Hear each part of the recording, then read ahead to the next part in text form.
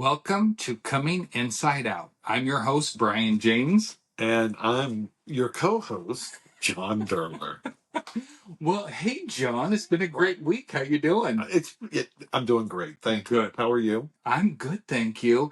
John and I both have some really great smiles on our face because Yes. we're about to read some of the emails that we've received since our first 3 podcasts have dropped. I'm blown away. First of all, I'm blown away. And I want to thank you listeners Yes. who've listened to us and who have written back, because we had no idea what was going to come of this, and we still don't have any idea. No.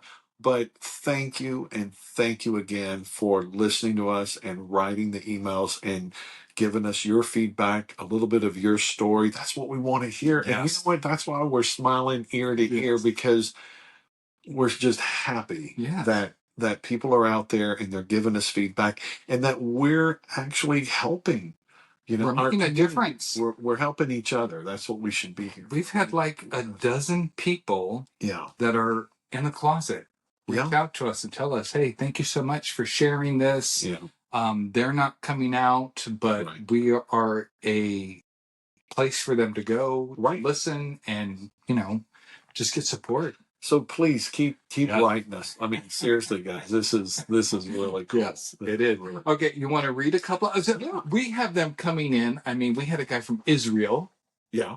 Reach out to us. Germany reach out to us. A couple people from Canada reach out to us. Right. A guy from Australia reached out to us. But go ahead. You want to read one of your... The gays are taking over the world. Yes. Oh, and before we get started, let me just say this. If anybody is listening to us and not watching the videos, you can log on to YouTube, Coming Inside Out, go to our video, and if you want to see what a 6'4", 280-pound California bear looks like, John will be there for you. I'm a Caltex bear. You're a California, Texas. California, Texas bear. Caltex. And Brian as well. Handsome Brian. There you are. Loving it. Oh. So should we share some of this? Yes, let's read a couple of guys, let's jump Absolutely. into this. I want to jump into an email we received. And it says, hey guys, love the first 2 episodes, hearing your stories. So much to relate to, and I know I'm not alone. Married 32 years. I'm 57, not out to anyone except for my close gay friend.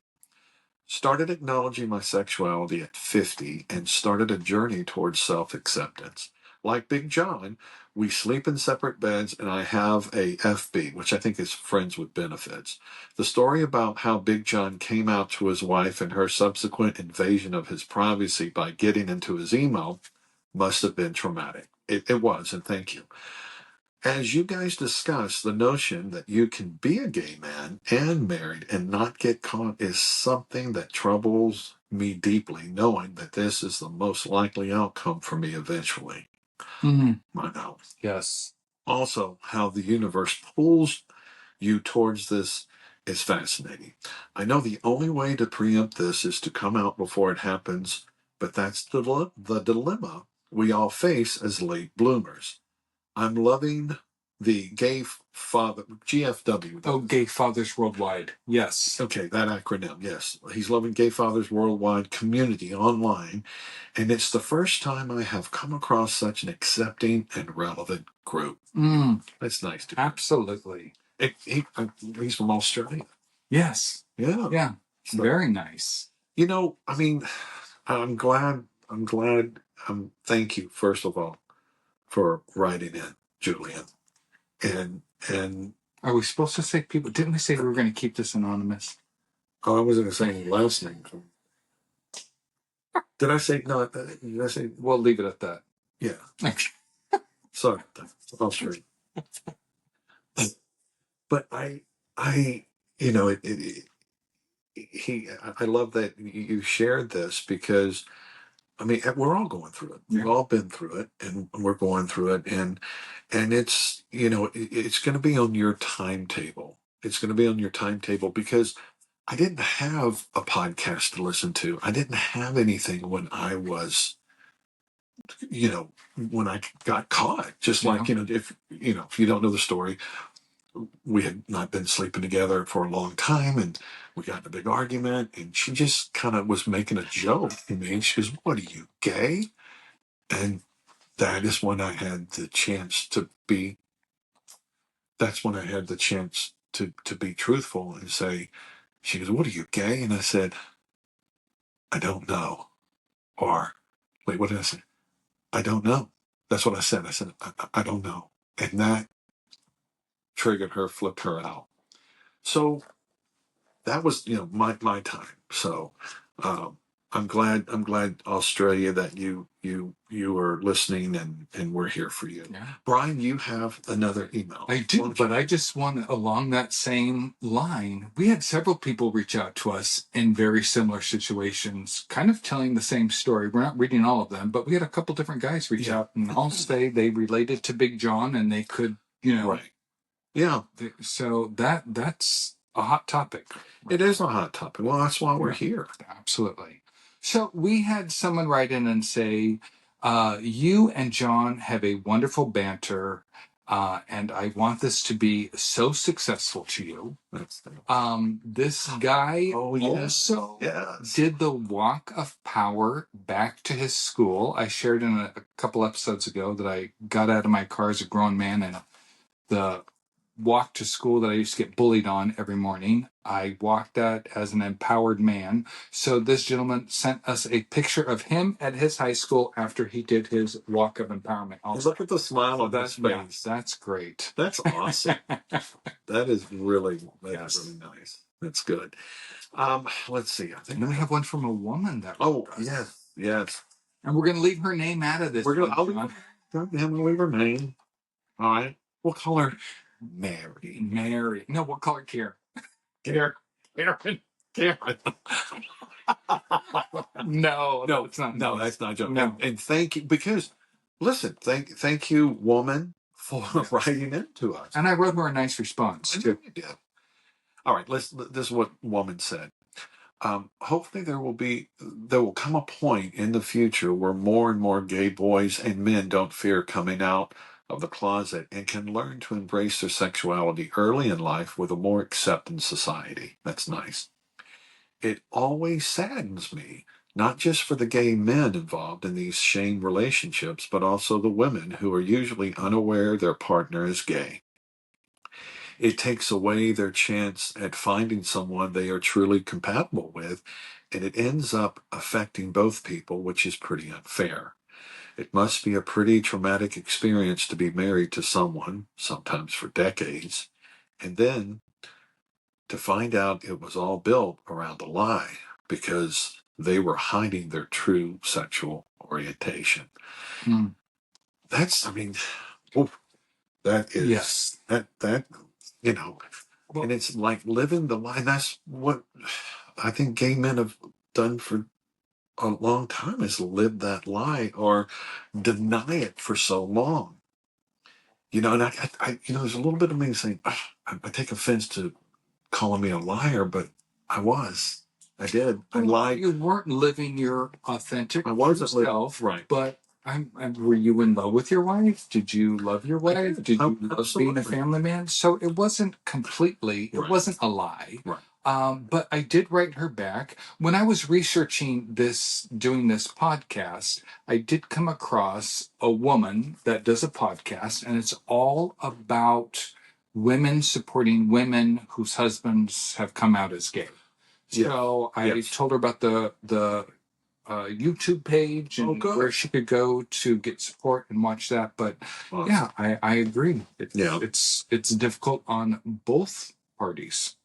It is. Yeah. It absolutely is. So this is Pride Week. It's not Pride Week, it's Pride Month, but Pride just started. This is the first time that I'm really actively looking at Pride, going to Pride. I'm wearing the shirt that got me in trouble, by the way, on YouTube. My Woke Up Gay Again shirt. I talked about it in a prior episode, so I thought I would wear it. But, I printed this. I saw this online. I printed this. I'm going to read it. When I naively have thought of Pride, I have thought of Pride as a celebration because now I'm out as gay. Right. And I'm going to celebrate being gay. Yeah. And someone posted, pride is important because someone tonight still believes they're better off dead than being gay. So pride is about supporting also this whole closeted community of men, these men that think that, they're better off dead than living their true authentic selves. Wow. And when I read this, I thought, Brian, in 2018, I had worked a corporate job for 26 years. Married, corporate job, living with my wife. And although I loved my life, I had that nagging voice in the back of my head every day when I woke up, you're gay, you're gay, you're gay, you're gay, you're gay. Yeah. And all of these people, a bunch of the emails and text messages that we've received are from these men that are afraid to come out, or they haven't come out, or they don't know how to come out. And I just want to put this in a little perspective, because 2018, married, corporate job, unhappy. Right. 2024, I am a out gay man doing a podcast.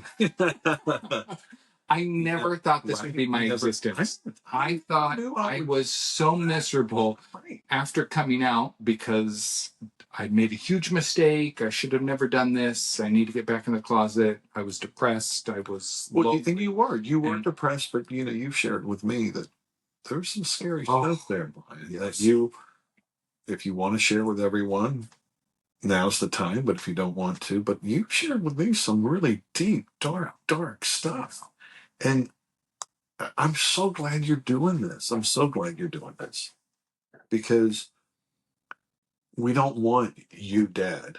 Yeah. We don't want listeners. We don't want you dead. Yeah. We don't want that. There's so much. There's so much in life. You may be having your children. And today I went and I took my 12-year-old down to the basketball tournament. And it was a 50-minute drive. And first I bitched about driving that far. But then, you just stop and you collect and you just think about, like, I am so humbled, and I'm so appreciative that I can take him down there, that I can pay for that I can spend time with him, because my dad didn't spend time with me ever. He left when I was 4, and my mother raised 4 kids, and he was in and out. He was just, a unfortunate loser. He really was. Do you know, when I was in 6th grade, I saved up $800. What? Yep. I worked on a ranch, a rice farm, and I got paid, and I saved up, $800. How old were you? I think I was 12. All right. I thought maybe you were selling tickets to circle jerks. No, we hadn't started the circle jerk yet. But this was my 6th grade summer. And my dad was in and out of town, and he came back and he goes, oh, I'm broke and I'm trying to go to California. This is from Texas. And my brother knew that I had this money. And my dad says, hey, son, do you think you could loan me the $800 and I'll give you $1,200 when I get to California, and I'll pay you back in a week? I never saw that fucking money. I gave him $800. And, I think, and listen, I think, and that's why I was saying, don't go off the deep end. Your children need you. I needed a father. And he wasn't there. I was the father. I was the motherfucker in 6th grade loaning my dad money. What the fuck? Yes. But it's taught me to be a better person. But it also, I just think the guidance that gay men need from a father, because you know what? Your first male relationship is with your dad. Your first male relationship. That's true. I would think that. I didn't really have, my dad was present in my life, but as far as a relationship with him, I didn't have a relationship with my dad. And I guess I'm taking you around the big track here to try to make my point. And is that gay men, we're awesome people because we care. We know how to love. We know how to be affectionate, I think. And I think that I am so lucky because I'm able to pass that to my boys. Yes. Yes. And pass that, love to them and affection. Yeah. So I think I overcompensate. I think what I didn't get growing up from my father, I overcompensate with my children. So I think is that a bad thing? I think it is a bad thing. Okay, give me an example of overcompensating. I'm a yes man to my kids. So? No, I think there needs to be better boundaries. You're not yes to everything. Not everything, but a lot. A lot. So this is kind of interesting because I kind of relate it to when I was married. When I was married, I felt so guilty because I had this secret that I was a yes man to my wife at the time. If she wanted to go somewhere, if she wanted to do something, if there was something she wanted, because I had this guilt inside of me, I was always like, yes, of course. Oh, you want to buy that? Of course. You want to go here? Of course, of course. I just said yes to her in overcompensating. I think that spilled over with my children. So, I'm a good dad. I'm a loving dad, but you're a great dad. And you're a loving dad, and you're there, and that's present. You're present, and I think and I'm learning to be a better person. Of course you are, but this was the whole thing too. Was when when she basically went to my files and saw all my emails and everything. And I'm raising these children. The children were around, 4 and 6 or 3 and 5 at the time. It's like, oh my God, I didn't tell them at the time. We said that daddy's moving out. We're going to have another house.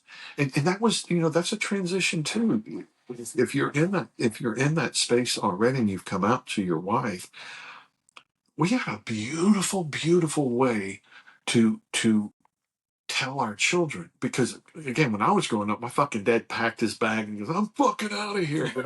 That's when I was helping to pack his fucking bag and giving him $800 at the same time. So I didn't want that to happen. So I ended up getting a townhouse, and my wife at the time helped me furnish it.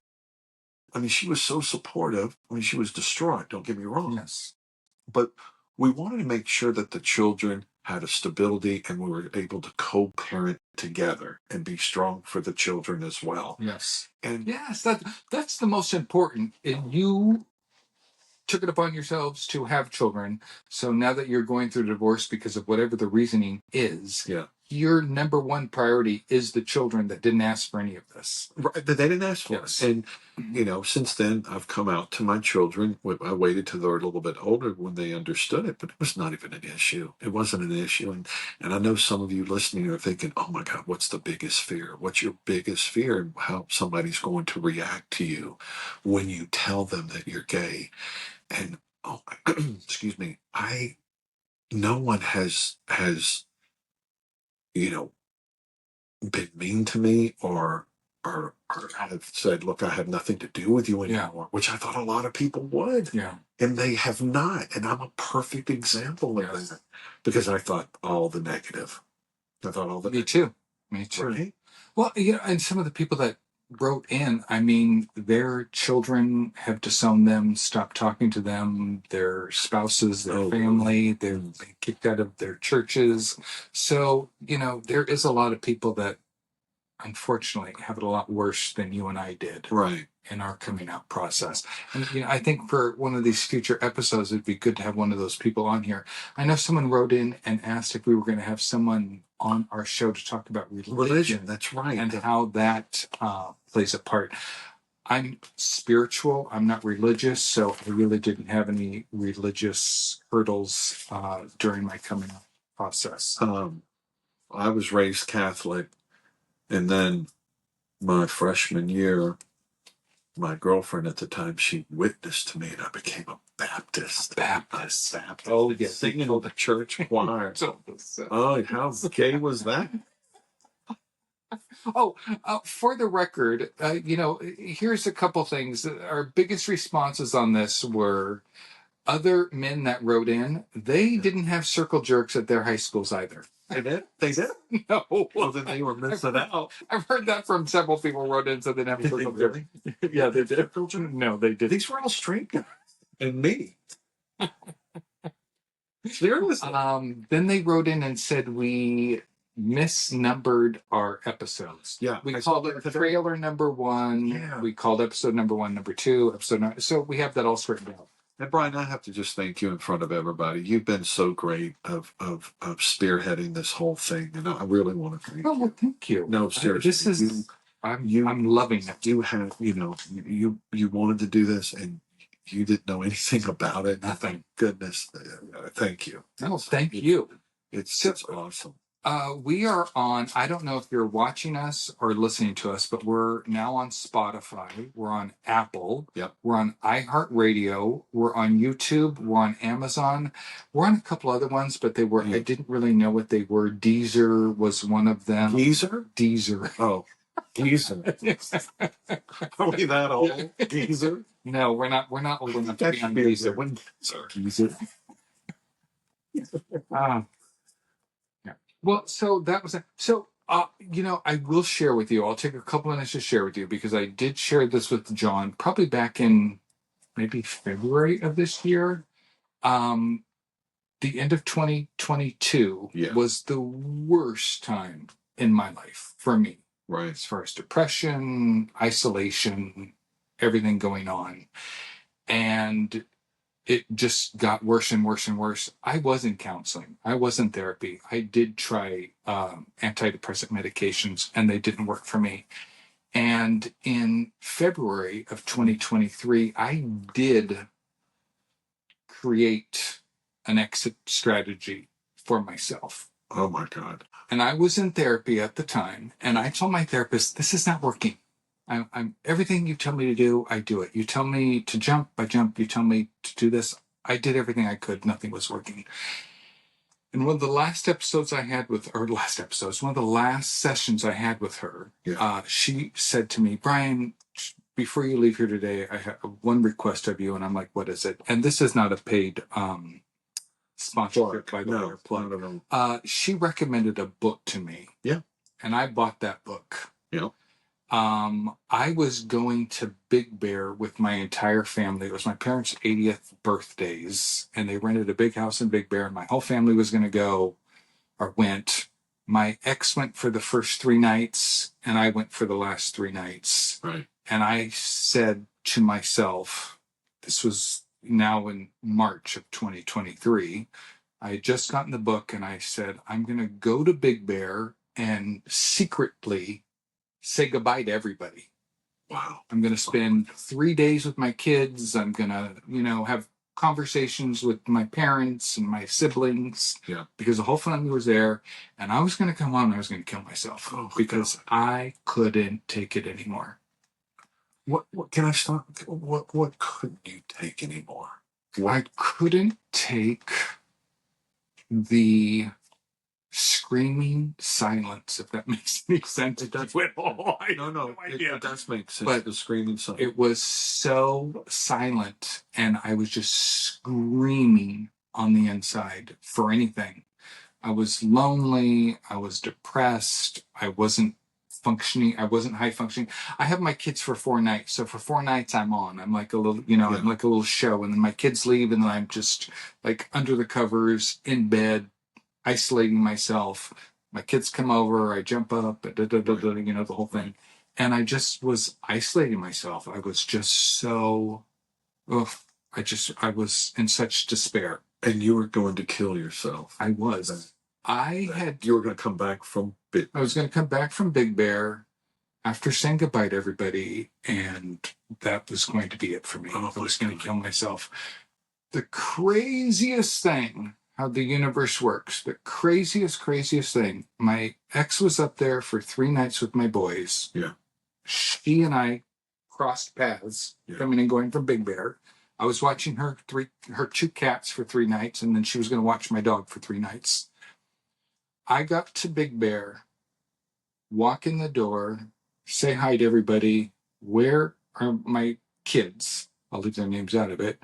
And my mom said, "Oh, your younger son's in the room watching a movie." And I said, "Oh, where's my older son?" And she said, "Oh, he went home with his mom." And I said, "What?" Oh. And she said, "Oh, yeah, he wasn't feeling well, and he went home with his mom." Nobody called me. Nobody texted me.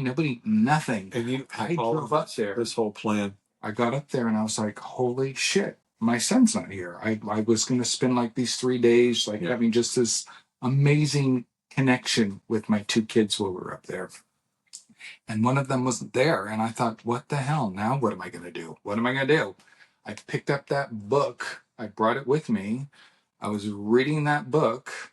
And what's the name of the book? It's called Project 369. And it's you told me about it. There's 3 books. I had the one, Evolved Consciousness was the first one that I read. Yeah. And there's 2 other ones, and I subsequently bought the 2 other books and have been working those. But that was a lifesaver for me. I want to know what brought you to that place. What brought you to that place? Because I don't want you to be brought to that place again, my friend. I really don't. And you've already had come out. I came out 2020. Yes, you've already come out. So it's not just people that have not come out. It's even after you come out. You're a perfect example of just being human and being broken after you've come out.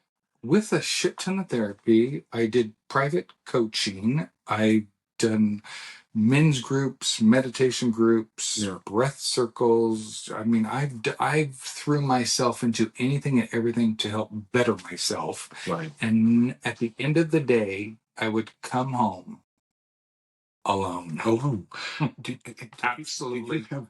Did you tell anyone that you were going to do this? Did you tell your therapist? Did you call? Yes. I did. So I started to look at stuff on my laptop, but when you start to look up things about suicide on your laptop, it automatically refers you to a mental health number. This is something I will tell you guys, and if anybody picks a sign up from somebody else, I started normalizing committing suicide in conversations I was having with my friends. Telling my friends, "Oh my God, I don't know, I can't do this anymore. Oh my God, this is, and I would talk like I was so tired and I was just so done. I told one of my friends, I'm like, if everything in this world happens for a reason, if someone kills themselves, didn't that happen for a reason also? Mm-hmm. So if I killed myself, wasn't that supposed to happen? Because everything happens for a reason. So if I died at 54, wasn't that supposed to happen? Wasn't that how my life was supposed to end?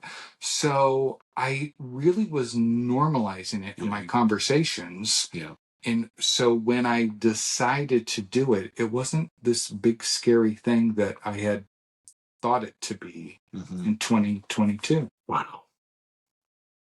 And I'm not alone. No, you're not. I don't know what to say. I mean, thank God you didn't.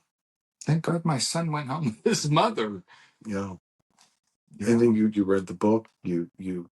I did the book 5 times. So here's a little side note on this book. My therapist recommended it to me. I opened it up and I just started reading from page 1. Right. I don't know, you get 150 pages into the book and all of a sudden you flip the page and it's a workbook. And I was like, oh, motherfucker.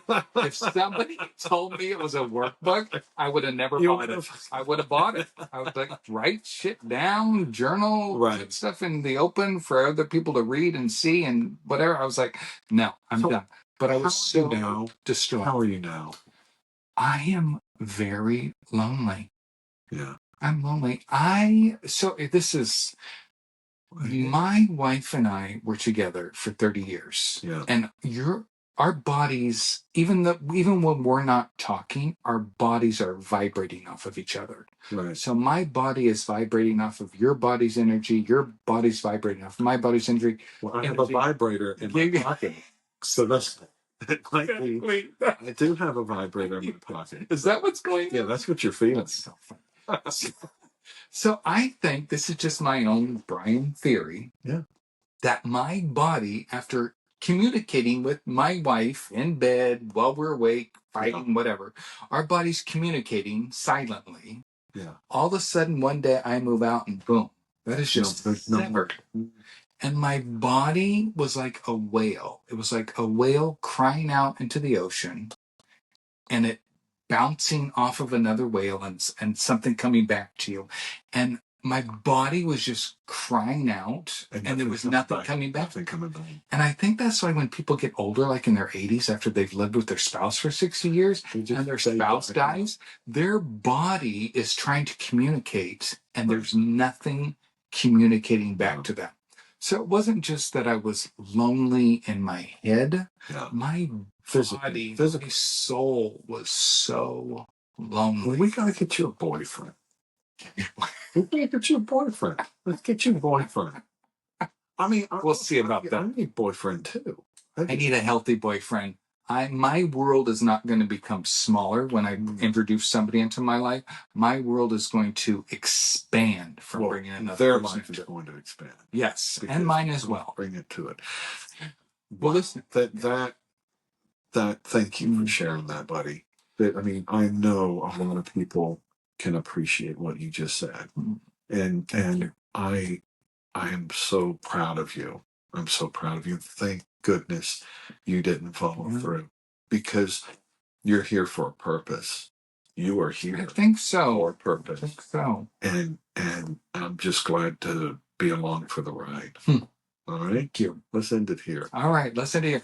Listen, if you would like to email us comments, questions, concerns, cominginsideout@gmail.com. Yeah, we'd love to hear from you guys, and thank you all for the support that you have already been giving us. This is what feeds us. Yes. I mean, seriously. Yeah. Well, guys, take care of yourselves and your families, and we're going to see you soon. Yes. Hopefully. All right. Bye-bye. Bye.